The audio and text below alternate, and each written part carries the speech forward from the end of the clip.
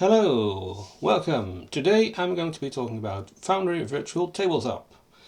And I'm going to be talking about the Empire in Shadows module for Warhammer Fantasy Roleplay specifically, because a lot of people have been asking me questions on how to use it to its full effect. And I'm glad to show you. So let's get cracking. Here we see the Foundry Virtual Tabletop. Just a quick note about these little icons on the top right. This is the role dialogue, this is the combat dialogue. These are the scenes, these are the actors, these are items. This is a journal for both the GM and for players. These are roll tables. These are all kinds of sounds settings you can use. This is the compendium, and this is the settings tab. Now if you want to access these separately from this window here, you can always right click and a pop-up will appear, so you can have multiple of these entries open. Setting up the module is pretty easy. You just go to the settings, manage modules, tick the box you want. In this case I'm talking about enemy in shadows, so tick it, save module settings, and it will initialize by itself. When it's done that, you will see Empire in Shadows, Empire in Shadows, Empire in Shadows, all the things have been put in. Everything that's in the Empire in Shadows books, in the adventure book as well as in the companion, is also in this module. Which is really neat. This is sort of a reference compendium, specifically for the GM. It's got a browser, which is really handy. Let's say I'm looking for spells, and I'm looking for light spells, and it has to be a magic missile. There it is, chain attack, that's the one I'm looking for, so that's really handy. The browser is only available for GMs, not for players, just to keep a note, because players will not really use the compendium. We'll get to that later. Anyway, let's get cracking with the content. First things, scenes. Enemy in Shadow comes with some scenes. The Barony of Born, the GM screen, and the Reikland, those are from the core set, and here's the folder with the Enemy in Shadows scenes. You've got Wijsbroek, the Coach and Horses, map of the Duchy of Saponatheim, Aldorf to Bogenhaven, also map of Altdorf, some handy stuff for Bogenhaven, some stuff from the companion, the Beer Belly, also very fun. What you do with these scenes, well, it's up to you if you use them or not, but I think they're pretty handy. And let's start the Coach and Horses. How do we get it up here? Well, you right click it, toggle navigation, that will put it here in the left hand corner, and if you click it, it will load for you. This view will only load for you, the GM. If you want the players to also see it, you have to activate. Now the players will also see it. There's one little thing you have to make sure.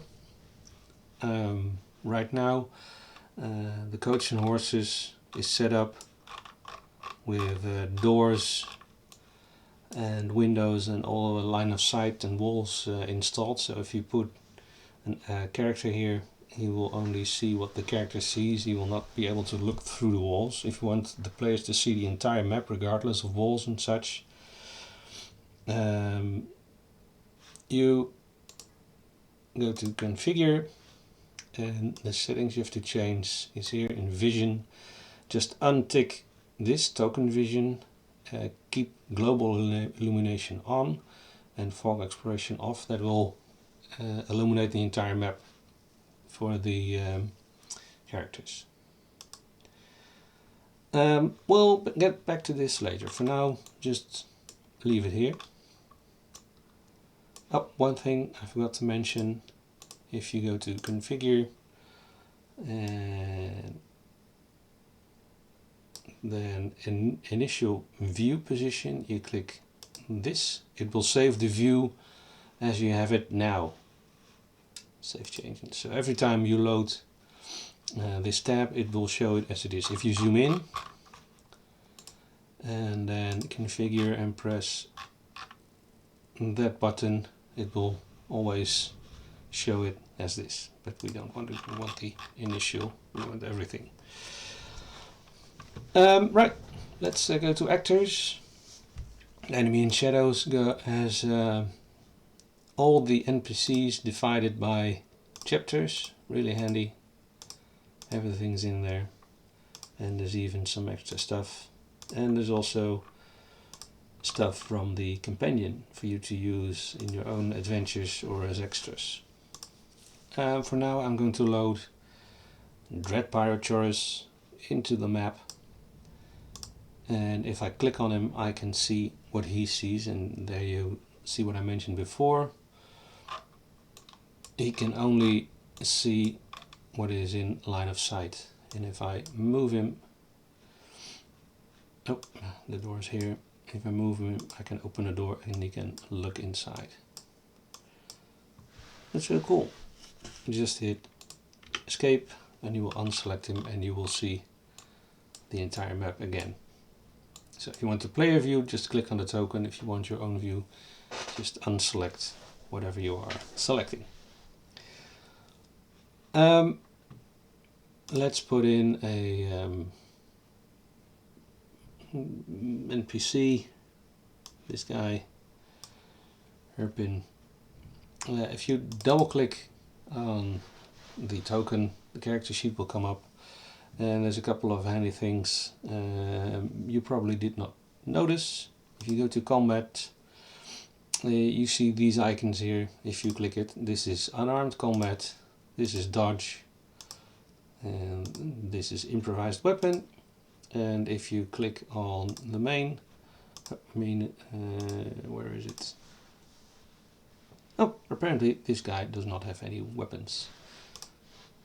He does. He doesn't have it equipped. And now if I go to combat, you click on the dagger and you got combat. This unarmed icon with creatures. Let's get Blackie in. Oh, where is he? Blackie, where did you go? Blackie. He's tiny. Tiny token. You'll see that it is a stomp. Now, I don't expect Blackie to stomp anything, but since he's a creature, this automatically reverts to a stomp instead of a unarmed. So, delete Blackie for now. Let's go to items. Empire in Shadows items. Here is the items that are in the Empires and Shadows module. Very handy. You might notice that the Ring of Obsidian is here, and you might think, well, I don't want the players to see that. Well, no worries, because the players will not see it. If I go to the player view, yep, here we have what the players are seeing. Of course, Chorus is the player, so I'm always only seeing what my player is seeing. If I go to the items, you see it is completely empty. So no ring, no spoilers there. But if I go back to the GM view, and let's say the player has already found the ring and he knows about it, I can now configure permission and I can set the player as an observer. I can also set him as an owner, but in this case I want to set him as an observer. Save changes. And now if I go back to the player view, you see that there's a map here in the items and he can see the ring. There we go, ring. Cool. So you can set permission for the players to view the things that are in the items directory by right clicking and selecting configure permission. You can also do it for an entire map. Let's see the careers. Maybe that's something I want my players to see, or the talents. And configure permission, I can do observer. If you do owner, they can edit all kinds of stuff, so I would always advise to limit it to observer. The journal entry. Now this is where I think the module really shines, because everything that's in the book is also in the journal entries. If you click on enemy and shadows, you get a nice introduction. It explains the campaign to you, explains the Grognard boxes, and it's really cool. And in chapter 1 you have the inn, and what's also nice, you've got the journal entries. This is text for the GM, but it's also got, if you click here on the image, a nice cool artwork which you can show to your players. Now if you bring this up like this or like this, the players will not be able to see it. Just let me show you to be sure. You see, the player does not know that you are now looking at a journal note. But if we go back to the GM, and the GM preps this artwork, and he does the intro, and he wants the players to see this beautiful piece of art, then he can click the show image, and it says the show images to the players. Well, let's see. Yep, indeed. There we go. The players can now see the artwork. They can resize it themselves.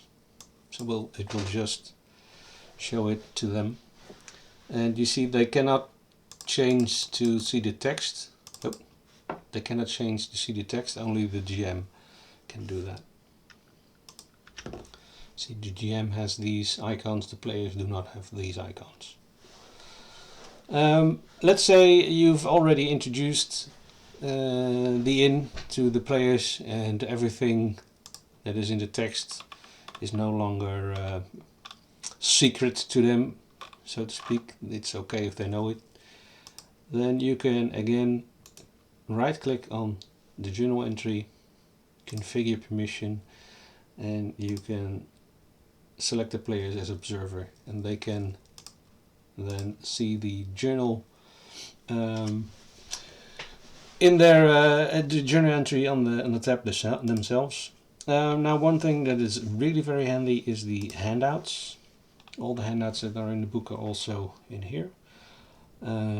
Just to note, they are numbered alphabetically, ordered alphabetically, which means it goes from 1, 10, 11 and then 2. Maybe if you renamed it yourself to 01, 02 and so on, it will order it properly, but really it doesn't matter. So you can click on this. It also has an image. It might be nicer to show this to your players first, and then if they say I can't read it, or you can read it to them, but then afterwards you can change it to this. And if you've shown it to them, you can say configure permission. I needed to have this one, observer, save changes, and if we now go to the player tab and go to the journal, we see an enemy in shadows map has shown up, handouts, and there the players can look at the handout themselves.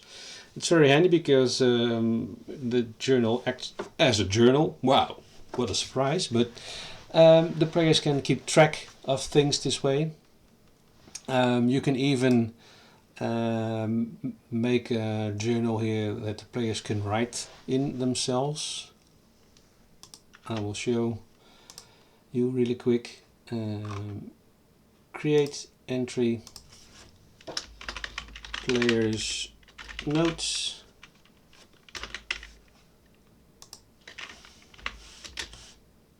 yep, save entry,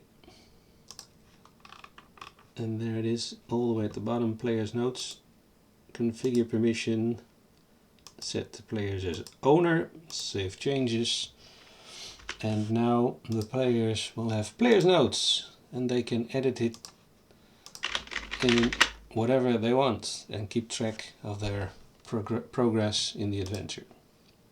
Pretty cool. Now let's go back to scenes, and I want to show you another really cool feature. The Reikland map comes with the core set. Just click on it, toggle navigation, and we'll take a look at it.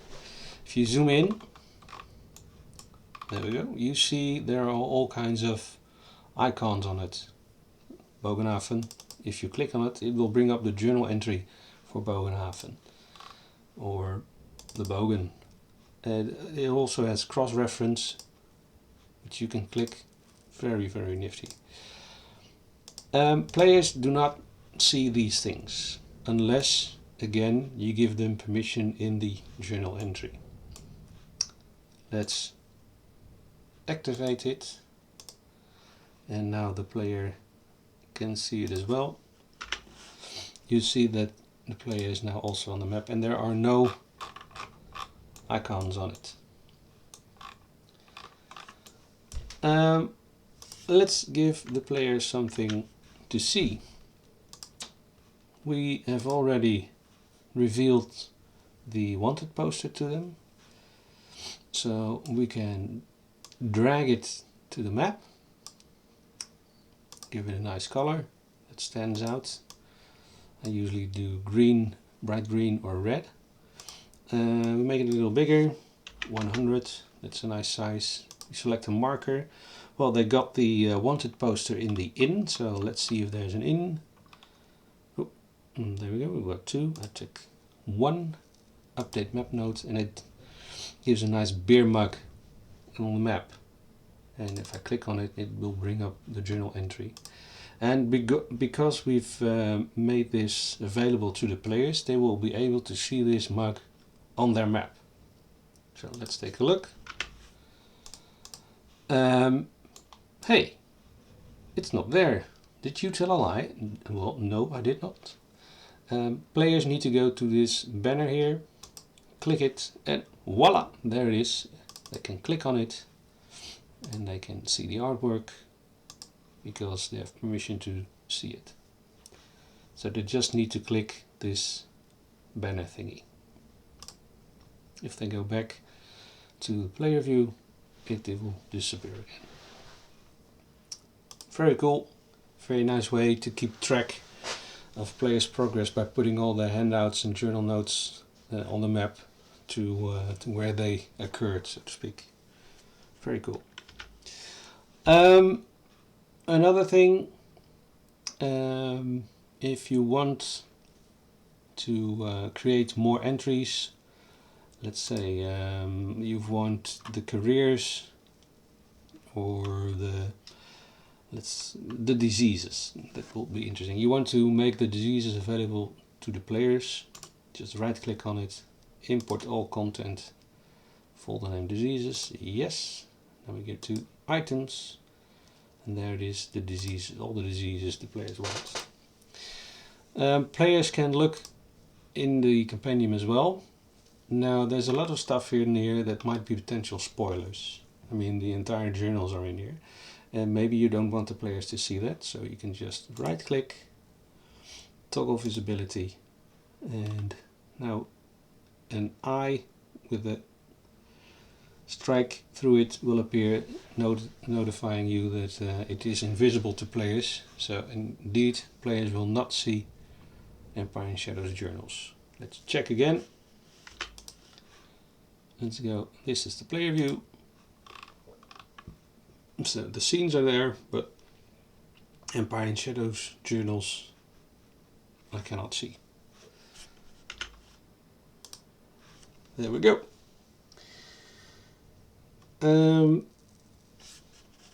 Let's do something fun. Let's go to the Coach and Horses. One thing that's really I can't stress it enough, really fantastic in Foundry is how it smooths out combat. Let's say Dread Pirate Choris is going to attack Herpin's trigger word for some reason. He then selects him as a target. A player can do that by double clicking. No, wait, why don't I show you as the player? Makes way more sense. Oh, of course I need to make the coach and horses active that way. Yep, there we go. Choice then double clicks with the right mouse button to target this guy. It brings up his character sheet. You can also do that by pressing C. He then goes to combat and attacks with his boat hook, and he rolls. And you see it immediately started an opposed test. And then all the GM has to do is roll his weapon, and everything is calculated automatically. And then the GM can apply the damage also automatically. Let me show you really quick. Roll dialogue, apply damage, this one, apply damage without armor points, or you got some options here. Apply damage. Something that you can also do as a player, or as a GM in fact, is I'm going to use this dagger a lot, so I'm going to drag it to my hotbar, and I'm going to be using this NPCs a lot, so I'm going to drag them to my hotbar as well for this scene, so I have quick and easy access to their character sheets. You've got 5 hotbars, so you can rotate.